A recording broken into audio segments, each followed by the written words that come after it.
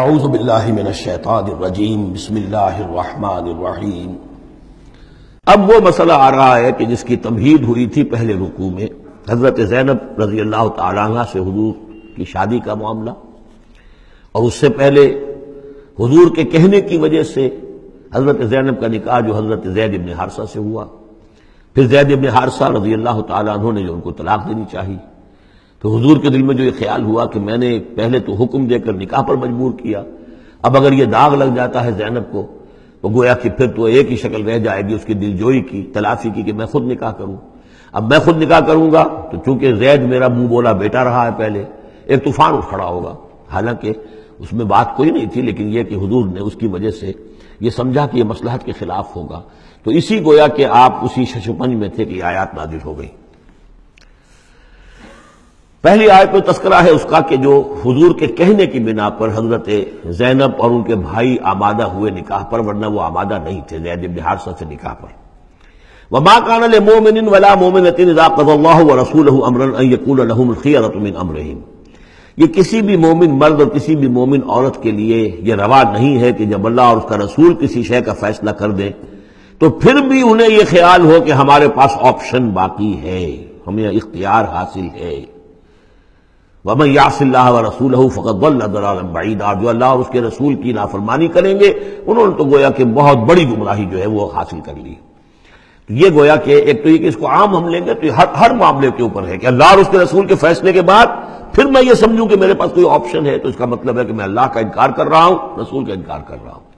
پس منظر میں وہی ہے کہ حضور کی فرمائش جو تھی ابتداءً تو چونکہ امیمہ ابن عبد المطلب حضور کی پھپھی تھی جن کی بیٹی ہیں حضرت زینب، اب یوں سمجھیے کہ قریش کا اونچا خاندان ہے، اور ادھر یہ ہے کہ حضرت زید ابن حارثہ غلام رہے ہیں، اگرچہ تھے شریف خاندانوں میں سے عرب کے، لیکن کبھی انہیں کہیں پکڑ کر کہیں کسی نے لا کر غلام بنا کر بیچ دیا تھا تو داغ تو لگ گیا غلامی کا، اور اس معاشرے میں وہ داغ پھر دھلتا نہیں تھا ایک دفعہ لگ جانے کے بعد۔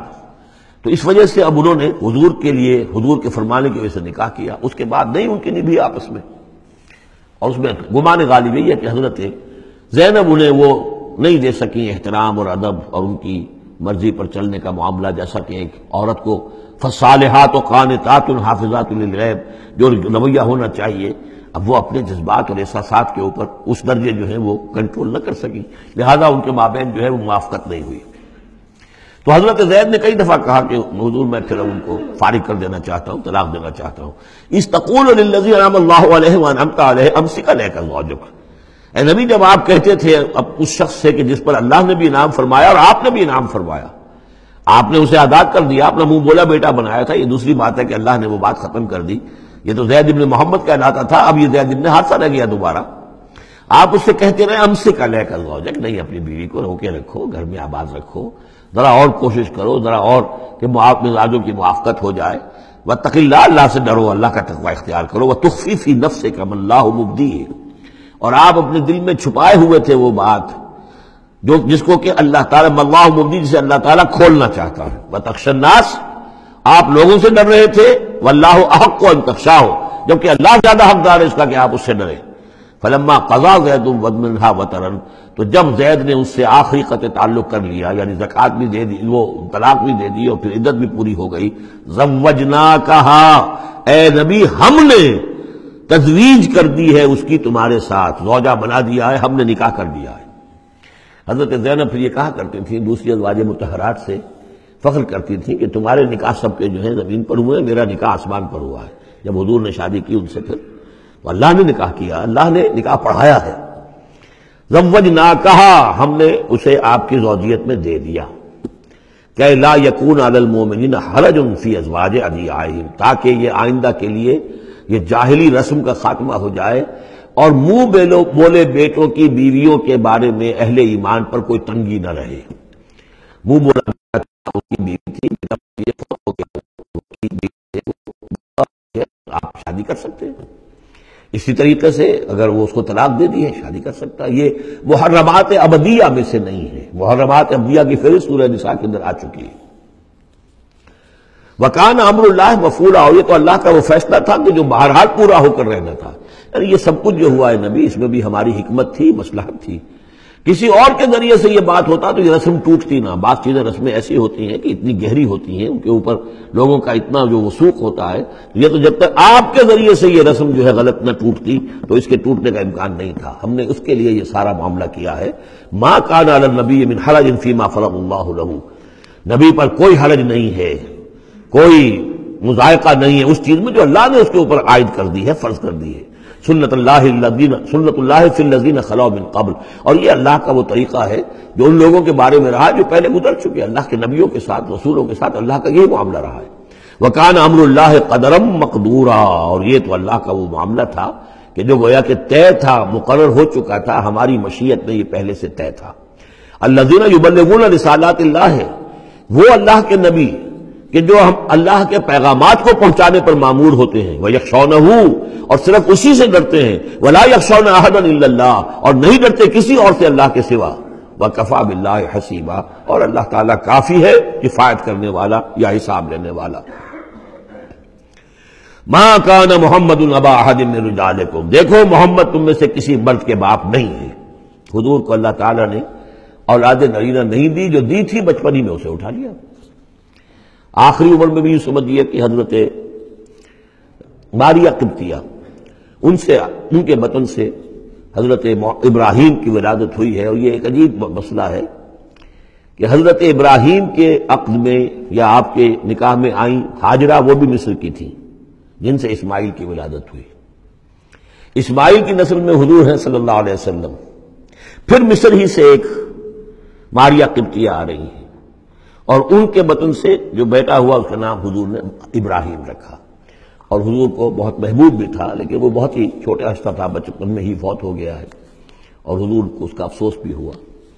یا ابراہیم و انا لفراقک محزونون، یا ابراہیم ہم تمہاری جدائی سے بڑے محزون ہیں، ہمیں رنج ہے.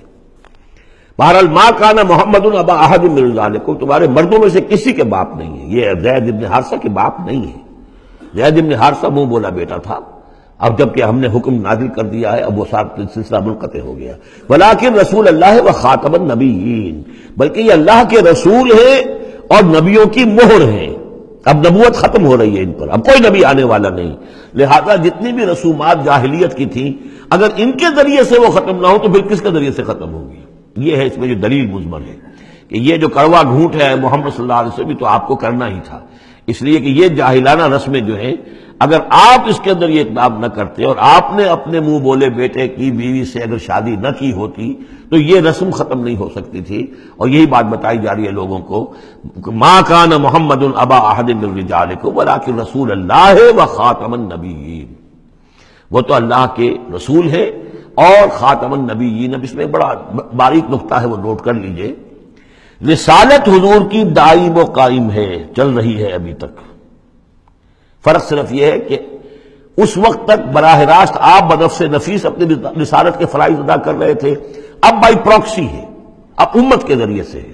جو بھی آپ کے امتی ہیں، جو بھی دین کے خادم ہیں، جو بھی قرآن کے پیغام کو پہنچا رہے ہیں، جہاں تک پہنچا رہے ہیں وہ رسالت محمدی کا پیغام پہنچ رہا ہے. رسالت محمد کی ہے صلی اللہ علیہ وسلم. جیسے کہ ہم نے سورہ انعام میں آیت پڑھی تھی، اوحی الی ھذا القرآن لانذرکم بہ ومن بلغ، اے نبی ان سے کہہ دیجئے یہ قرآن مجھ پر وحی کیا گیا ہے تاکہ اس کے ذریعے سے میں تمہیں بھی خبردار کر دوں اور جسے بھی یہ قرآن پہنچ جائے. اسی لیے امت کو آپ ہدایت دے کر گئے تھے، فَلْيُبَلِّغِ الشَّاهِدُ الْغَائِبَ، اب یہ تمہارا کام ہے اس قرآن کی تبلیغ کرو اور پہنچاؤ، جو بھی یہاں نہیں ہے ان تک پہنچاؤ. تو گویا کہ رسالت محمدی ختم نہیں ہوئی ہے، رسالت محمدی تو چل رہی ہے. لہذا ختم کا لفظ جو آیا ہے وہ رسالت کے ساتھ نہیں آیا، نبوت کے ساتھ آیا. نبوت ختم ہو گئی جب وحی کا دروازہ بند ہو گیا، نبوت ختم ہو گئی. نبوت محمدی آپ کی ذات کے ساتھ تھی، وہ جیسے ہی آپ کی ذات جو ہے وہ اس دنیا سے اس نے پردہ کیا، اس کے ساتھ ہی آپ کی وہ نبوت کا دروازہ بند ہو گیا. لیکن رسالت محمدی وہ تو دائم و قائم ہے. اسی لیے یہاں دیکھیے ولیکن رسول اللہ ہے وخاتم النبیین، آپ تو اللہ کے رسول ہیں اور دائم ہیں اور قائم ہیں، اور خاتم النبیین ہیں اور نبیوں کی مہر ہے. وکان اللہ بکل شیء علیما، اور یقیناً اللہ تو ہر چیز کا علم رکھنے والا ہے. صدق اللہ العظیم.